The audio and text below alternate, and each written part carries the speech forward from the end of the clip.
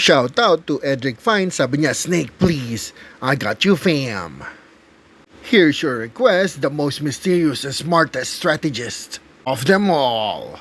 We will be unboxing the McDonald's Zodiac Snake Happy Meal toy. Humanda ng lahat, so here we go. Ito na ang last Zodiac, ang pang 12. But of course, marami pa tayong matututunan dito. Siya si Birdie, nasa loob siya ng snake, parang kinain siya, no?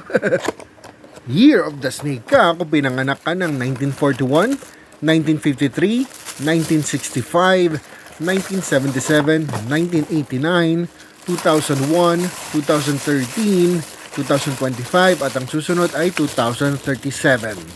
Tcharan! Ayan na ang ating snake. Green na green siya, no? So kung narinig mo yung year mo, welcome to the Snake Zodiac Squad. At ito na si Birdie. Here we go. Yun.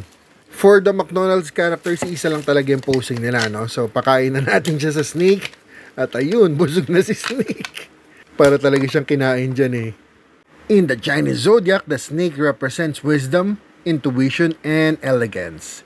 People born under this sign are known for being deep thinkers, observant, and very strategic. Tahimik lang sila most of the time pero don't underestimate them. They're always one step ahead.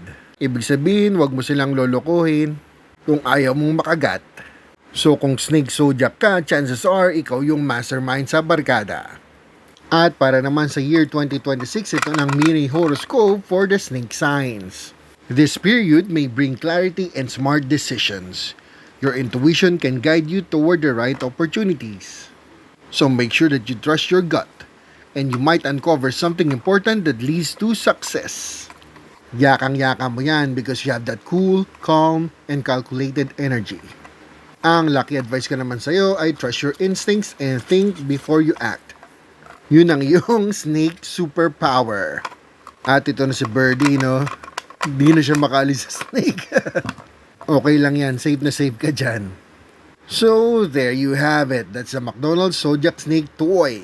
Smooth, stylish, and definitely one of the coolest Zodiac collectibles. Ikaw, year of the snake ka ba? Comment down below.